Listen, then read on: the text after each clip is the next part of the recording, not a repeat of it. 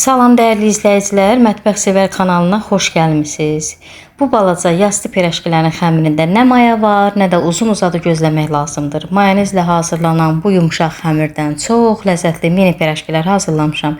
İçliyi elə bil kartof, yumurta və şüyüddən ibarətdir. Gəlin birlikdə hazırlayaq.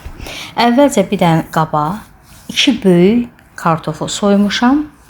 Kub-kub doğrayıram, yəni xırda doğrayıram ki tez bişsin.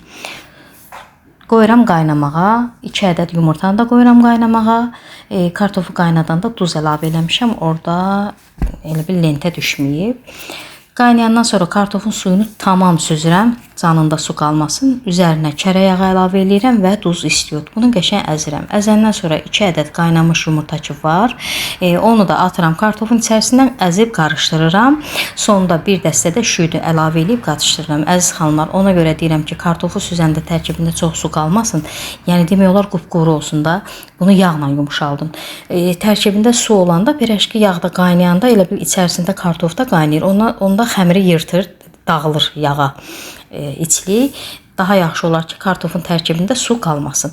Bunları da qəşəng qarışdırıb qoyuram bir kənara, xəmiri yoğururam. Xəmirimiz üçün 1 stəkan su, otaq temperaturunda soyuq, ilıq fərqi yoxdur. 1 stəkan su, 2 dolu təpələmə qaşıq xörək qaşığı mayonez, 1 çay qaşığı qabartma tozu. Əlavə edirəm 1 silə qaşıq da duz. Bunları qarışdırıram. Qarışdırandan sonra ununu əlavə edirəm. Burada toplam mən 3 stəkan undan istifadə eləmişəm. İndi sizdə bir damcı artıq əksik ola bilər. O da nəyə görə? Yəni mayonezi qaşıqla ki götürürük. Orada mayonez qramla deyil. İndi bir damcı mayonez artıq əksik olsa, ona görə ununu artıq və yaxud əksik apara bilər. Amma qeyd edeyim ki, xəmirimiz çox yumuşaq xəmirdir. Yəni sərt xəmir deyil. Xəmir yoğurandan sonra sonda hardasa 2 xörək qaşığı, 3 xörək qaşığı qədər duru yağ əlavə edib xəmiri bir yerə toparlayıram. Yumşaq xəmirimiz olur əziz xanımlar. Bir xeylam da xəmiri yoğurmaq lazımdır. Xəmiri yoğurandan sonra hardasa çox gözlətmirəm. Bir hardasa 5 dəqiqə gözlədirəm. Ondan sonra kündələrə ayırıram.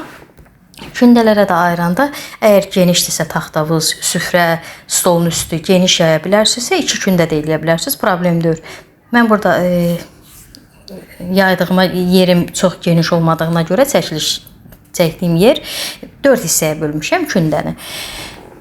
Kündəliyəndən də sonra daha doğrusu xəmiri elə həmən də biraz keçir yayıram. Qəşəng də yayılır, çünki yumuşaq xəmirdir.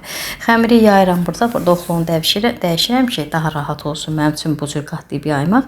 Xəmiri yayandan sonra çox qalın xəmir saxlamıram, çox da nazik yuxa kimi yaymıram. Burada nazikliyi sizə də göstərəcəm.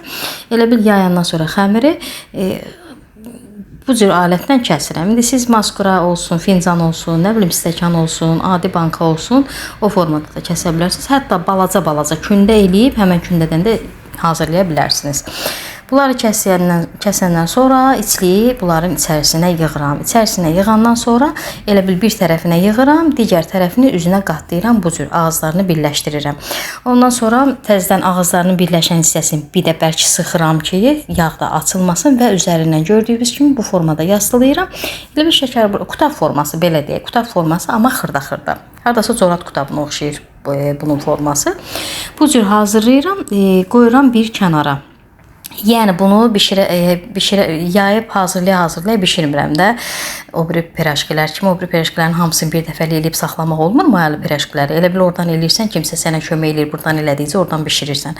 Amma bunu hazırlayandan sonra, içliyi qoyandan sonra ta ki xəmirimiz qutarana qədər mən bu işləmi davam edirəm.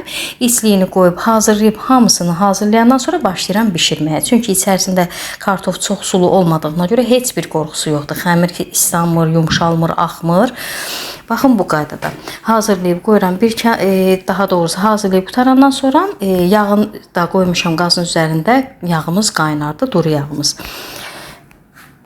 Gördüyünüz formada pirajkiləri yağın içərisinə yerləşdirirəm və tezdə bişir. Deyim ki, qazın xodunda azalmışam. Yox, qazın xodu da yaxşı normal xodda qoymuşam. Yəni uzun müddətli yağın içində gözləmirəm bunu.